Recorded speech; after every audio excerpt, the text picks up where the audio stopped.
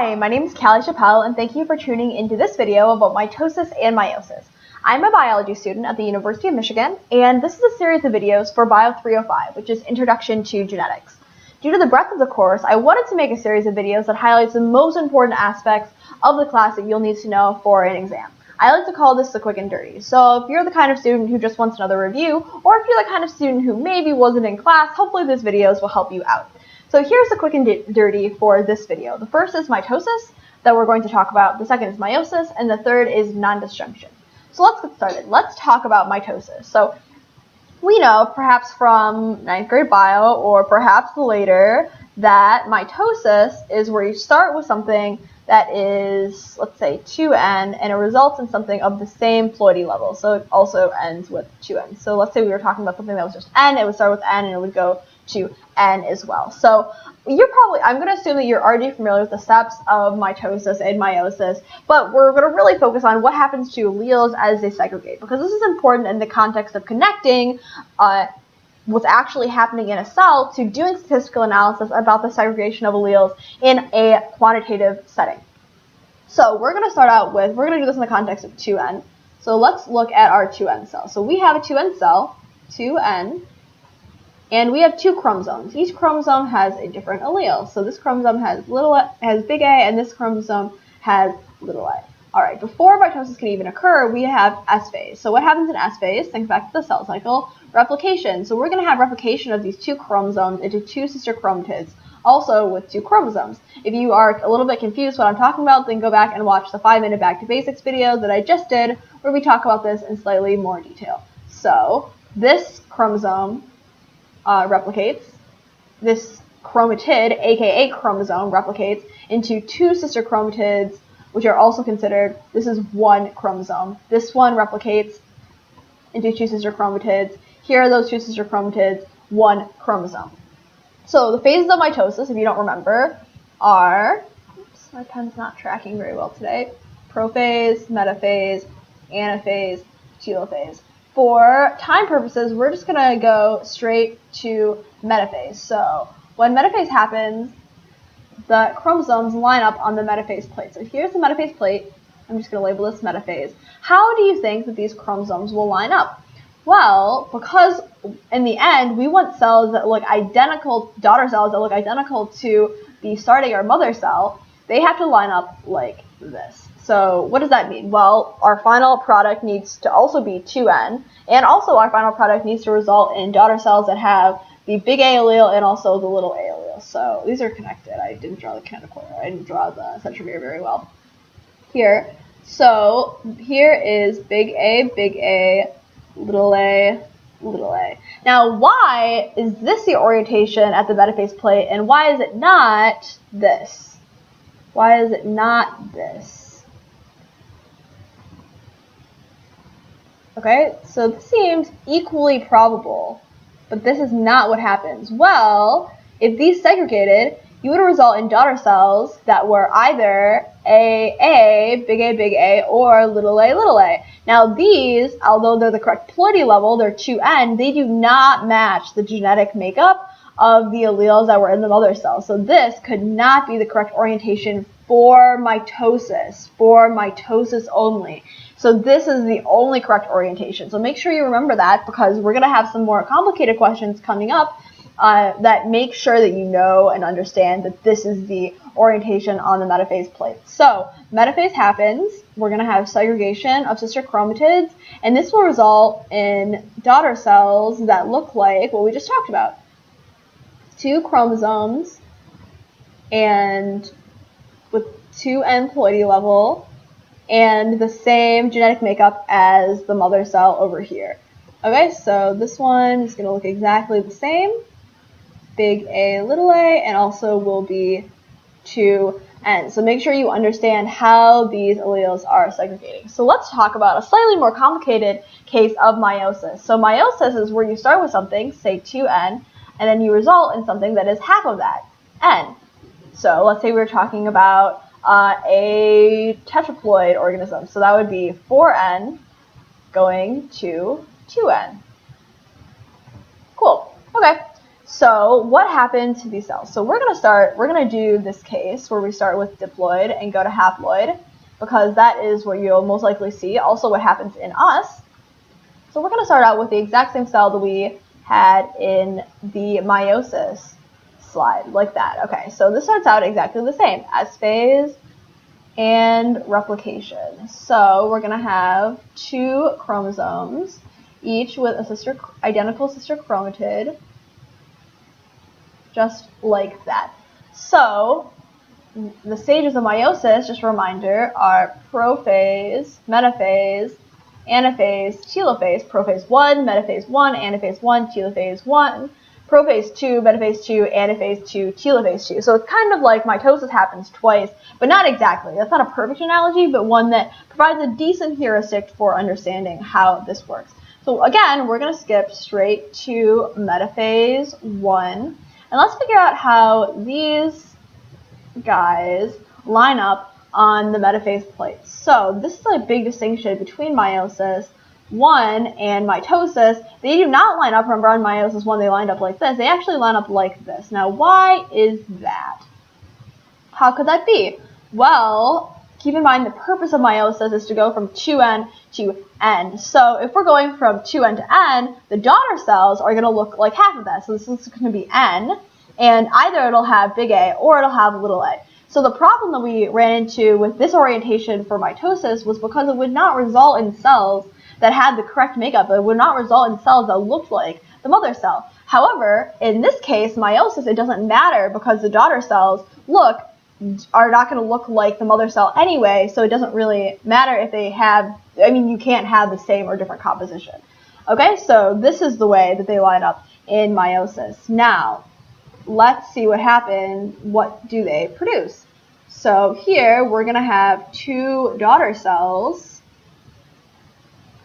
that are also 2n. This one, so let's do this side first, is going to have the big A, and this is going to be little a. So now, each one, now this is a little tricky. Each one of these cells has 1 chromosome. So in the previous slide, in meiosis, each cell had 1 chromosome as well, but this one has 2 sister chromatids, whereas in the in mitosis, it had 2 chromosomes, 2 chromatids. Here we have 1 chromosome and 1 chromatid. If you're getting confused with this terminology, again, go back and watch that the Back to Basics video where we talk about this in slightly more detail.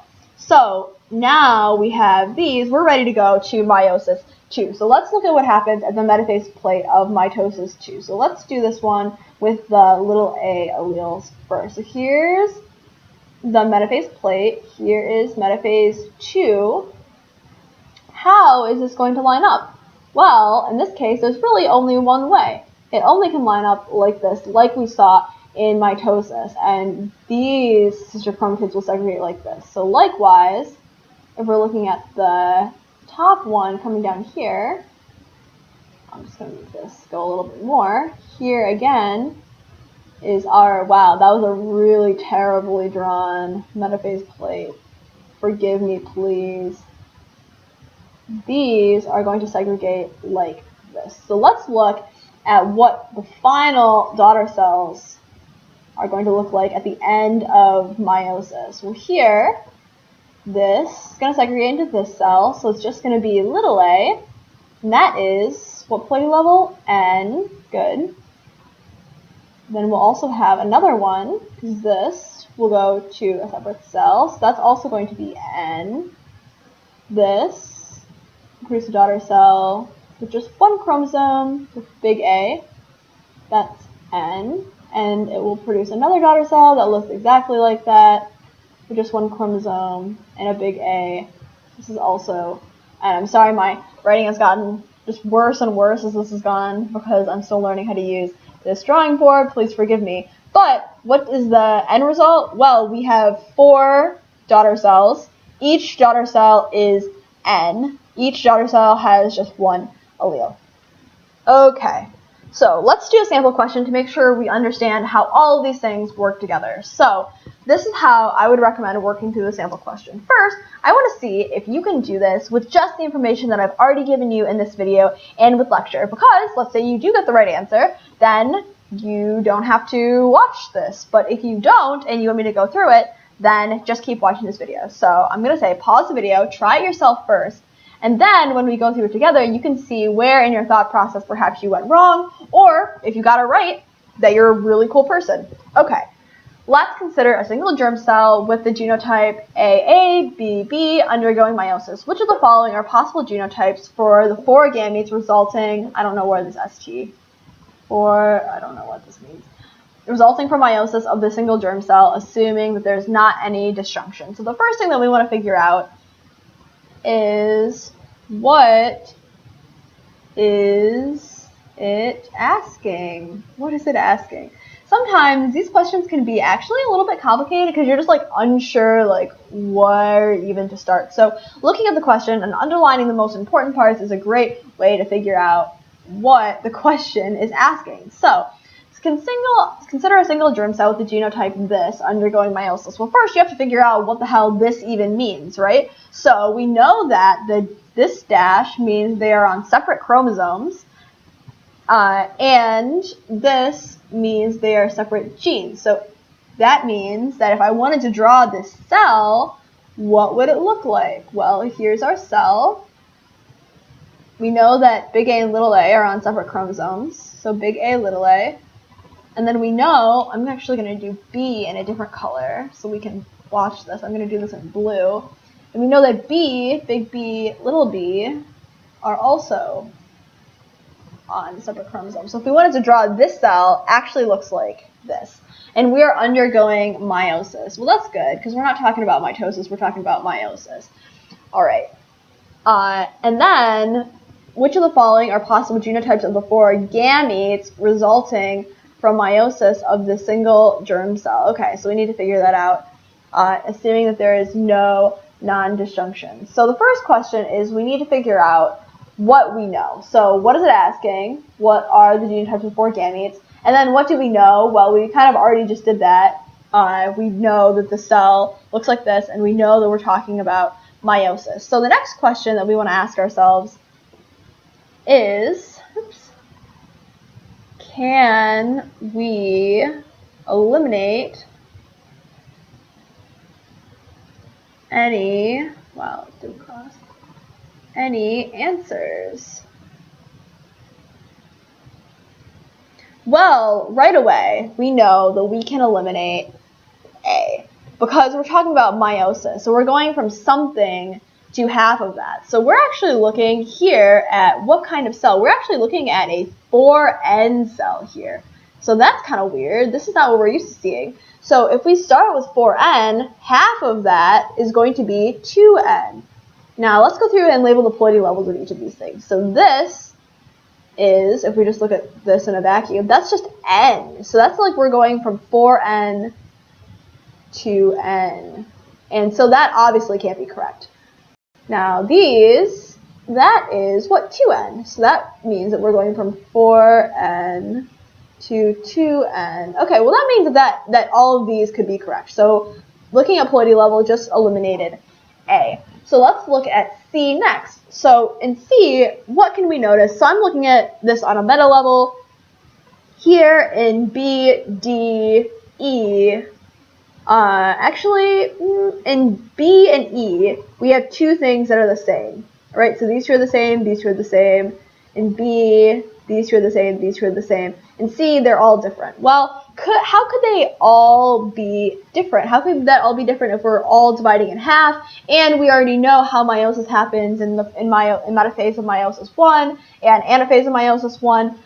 The 2 sister chromatids segregate together. That means that you can never have daughter cells that are all different. Okay, so that means that at least C is out of the question, and also this also eliminates D. And then we can further eliminate answers because D and E couldn't be right because these have 2 A's. How could you have 2 A alleles and 2 B alleles? How could you get 1A and 1B from mom and dad if you actually got 2 A's from mom, right? That's not actually going to work. That means that our answers have to be A and B together for each gamete. So that means that based on what we know about how segregation of alleles actually happens. So that means that the answer has to be B, and that we eliminated answers just by knowing basic things about meiosis and mitosis, not even by actually figuring out this question. So now that we know what the answer is, B, we can actually go through and step 3, prove it to yourself. So we're going to prove it to ourselves by actually drawing out what happens. So let's go back. I'm going to put this back into green. And we're going to go through what this division actually looks like. So maybe you're dubious, and I always double guess myself. And I'm like, okay, Callie, I thought I used my smarty pants brain to figure out what the hell's going on, but then I'm like, but I probably am wrong and probably missed something along the way. So I always think it's good to double check myself anyway. So here's our starting cell, and we're going through S phase as we always do to get double of that. So remember, we're going from 4N to, golly gee, 8N. Okay, so we have replication, big A, little a, little a. Oh, I'm sorry, that was supposed to be B. Just kidding. Let's not do that. I'm not gonna do this to you with the colors because that would be really mean. I'm gonna stick with the same colors. Give me a sec. We're going to A's again. So here's the actual replication colors. A, B. All right, and then B, we're going back to blue. Oops, oh no, I messed up again. Whatever. Big B, little b. I just realized that I wrote B instead of A. These colors are just like really challenging. I honestly don't know how Sal Khan does it. He's clearly a god. All right, so now we're gonna skip straight to metaphase. How do you think that these bad boys are gonna line up on the metaphase plate? Well, we already know from our knowledge of meiosis that they are going to line up either like this, big A, little a, or like this. So this is metaphase 1. I'm going to draw the A's in the same location so you can see how they're toggling with the B allele, with the B gene. Okay, so here's the B gene now. So up here, I'm going to put big B on this side and little b on this side. But because of the law of independent assortment, guess what? It could be that the little b lines up on this side and the big B lines up on this side. And these two things will produce different products, okay? So when these segregate, the daughter cells from here will look like this. Little a, little b. And this one's going to look like big A, big B, big B. And these will produce cells, and I'm going to keep in mind this is OR, so both of these things don't happen, one or the other of them happen, because as we'll talk about in statistics, OR in this case is mutually exclusive. So here we can either have big A, little b, or actually in this case little a, big B, big B. Okay, do you see how that happened? Because this is this, this is this, up here, this is this, this is this. And these two things, because they're OR, don't happen together. It's one or the other. So I'm actually going to do a huge or here. So either this happens or this happens based on the 50-50 chance of independent assortment. Okay, so let's talk about how this segregates in metaphase 2. So in this case, metaphase 2, so here's our cell, here's the metaphase plate. It's actually going to line up like this, remember? So metaphase 2, little a, little b, and then it'll segregate like this to result in 2 products. I know, this is a huge diagram. I don't know what I've gotten myself into. It's crazy. Little a, little b, right? And this is 2n, because started out with 4n, it's meiosis, go into half of that, 2n. This will segregate like this. Big A, big B, little b. Right, and this will result in 2n. I'm not going to draw out what the actual cell looks like, but I'm going to write what the genotype is. 2n, A, B. And now that we're a pro at this, can you guess what the gene products are going to be for these? If you guess 2n, big A, little b, you'd be right. And then 2n, little a, big B, little a, big B, okay? So let's look at these in 2 different colors. I'm going to choose like a really obnoxious color because I really want to make sure that you can see the difference. So the products of this can either be this. So that's little a, little b, big B, or this. Let's use a different color so we can really see the difference. I'm going to do this in orange. Hopefully you can see a difference here in those colors. Yeah, that's pretty good. This, okay? So let's go back now that we know the 2 different options and look at which they could be. So obviously now we know why it can't be AA, because they're all AB based on how segregation happens. So we know, again, these are wrong. So it has to be AB, and it can't be C, these, because it can either be little a, little b, and big A, big B, or it can be big A, little b, little a, big B, but not the cross-contamination of these 2.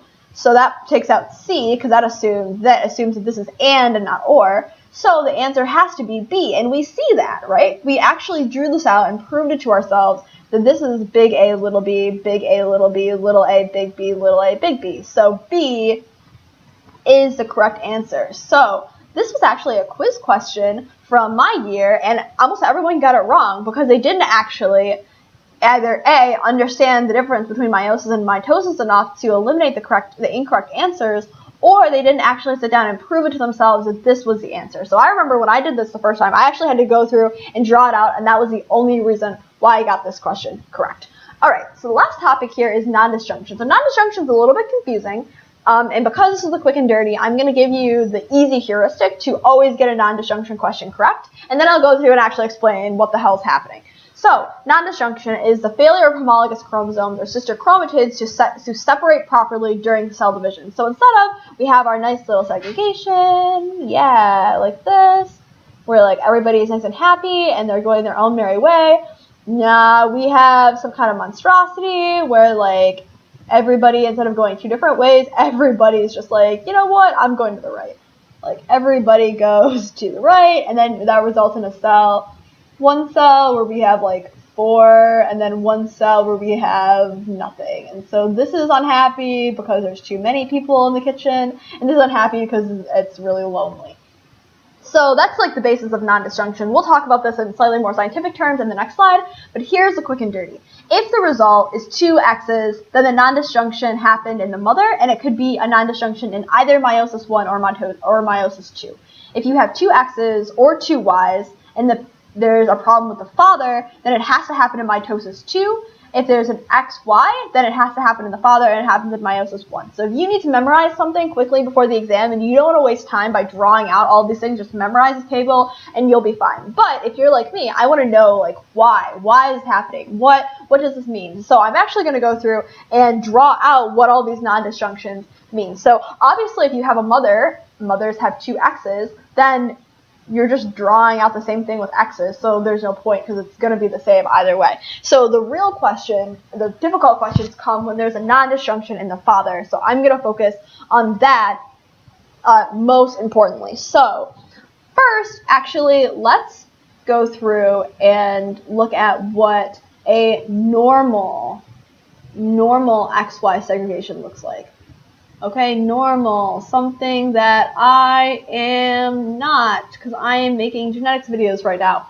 Normal, this is what a normal male, oh, if you don't know what this means male, then you either need to learn more about astronomy or you need to learn it quickly because it'll be an integral part of this class. A normal male segregation looks like. So we know that males have 1 X and 1 Y because females are just pretty cool like that, and we have bar bodies. So when we have S phase, what happens? Well, now males, this is 2N, go to XX, Y, Y. Okay, so in metaphase 1, how do we know these bad boys line up? Here's the metaphase plate. If you said like this,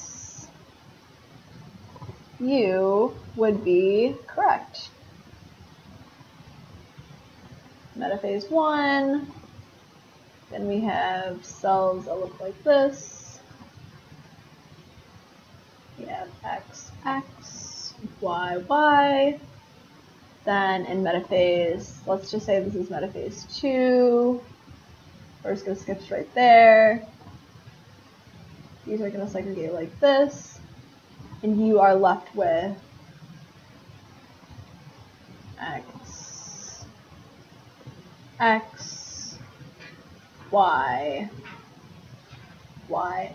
So, here's a question. Why does every single person have a 50-50 chance of being male or female? Well, when you have now children, the stork doesn't come when you make babies. You actually have 2 gametes that come together. So you know you get 1 from the mother and 1 from the father. Okay, so here's the mother. Maybe this is more basic than you need, but I always like to connect this to the bigger scale of things. Here's the father. This is not drawn to actual size. Well, we know that we're going to get an X from the mother, but here you have a 50-50 chance of getting an X or a Y from the father. So that means that this is really the only proportion that matters because you have a 100% chance of getting an X from the mother. So that's why you have a 50-50 chance of being a boy or a girl. Cool. So let's talk about non-disjunction in double Ys. So that's going to require me to erase a lot of things. Erase all links on slide. Oh, that's pretty cool. I didn't know I could do that. So let's go through what happens if there's a non-disjunction that results in YY that happens in mitosis 2. Okay, so like we just talked about in the normal cell, we're going to start out with diploid XY, 2N, and then we are going to have replication just as normal. Okay, so X, Y, X, Y, 4N. But now we are looking at disjunction in meiosis 2. So if we're having a non-disjunction in meiosis 2, is that going to change what happens at the metaphase plate of meiosis 1? No, that's going to be completely normal. So this is going to look exactly like what we would expect it to look like. X, Y, Y. Segregation results in 2 cells that look like this. Oops, oh no! It took away all my annotations, whatever. You get to see this twice. Watch. Let's see how fast I can do this. I'm going to be like a ninja, like so fast.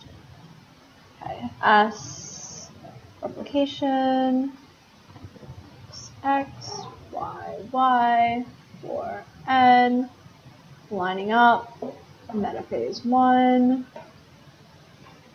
Okay, here's the metaphase plate, X, X, Y, Y, segregating. See, that was really fast. Then we get X, X,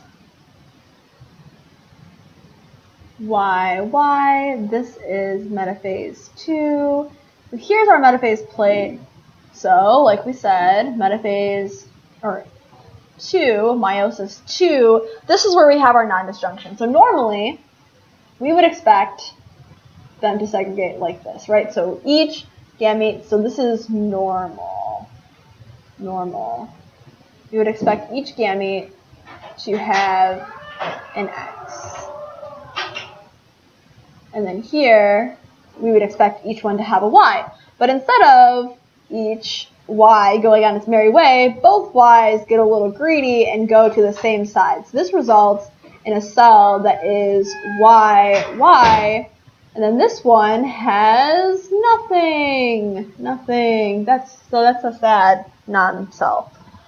Okay, so this results in 4 gametes, one of which has 2 Ys. So this is normal, this is N, this is normal, this is N, this is not normal, this is 2N, and this is 0 Ns. No, that's not good. So that's what it looks like when you have a non-disjunction in YY. So now you can see why that only can happen in meiosis 2, right? Because if it happened in meiosis 1, then you'd have a problem because you'd result in XY and not what you would normally expect. Okay, so let's talk about that now. Non-disjunction that results in one cell being one gamete being 2N with XY, and that can only happen in meiosis 1. So we're going to go through this again. So we're starting out with our normal 2N cell, 2N, and we have an X and a Y. Then we have S phase, so we have replication. I know, are you sick of me talking about S phase? Good, because then you won't forget it. Okay, and then we are going to metaphase 1, and these are lining up just like how we would expect. X, X, Y, Y. But instead of these going on their merry way this way and this way, all of them go that way. So we get one daughter cell that is exactly the same, right? And one that has nothing. Oh, that's really sad. So in this case now, if this is metaphase 2, then these can segregate like this, and we're left with daughter cells that look like this. X, Y, X, Y. So again, we're dealing with 2N, 2N, but obviously these are also going to have nothing because magic's not real. Sorry, kids. 0N, 0N. So yeah, that's a mess. That results in XY, XY here. That's why it has to happen in meiosis 1. That looks like I crossed it out, but I was just trying to underline it and did a poor job. Okay, so now we understand what could happen and how this works. So hopefully this video was helpful for you. These were kind of the most important mitosis topics. Also, I thought this was a pretty cool meme. So hopefully you enjoyed this video. Hopefully it was helpful for you, and hopefully you will rock genetics. Thanks. Bye.